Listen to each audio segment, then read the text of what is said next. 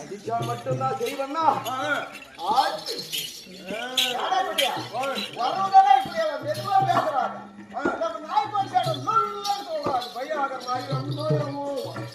பொறுப்பா சொன்னா பிரச்சனை இல்ல.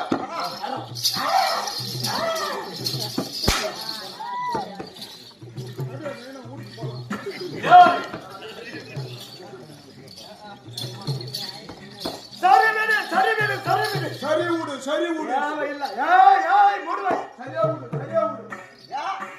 மரியாதை கொடுக்கறாங்க. கைய அது மீசை போடுவா பாரு. ஆறு முகம் தான் கையை வச்சு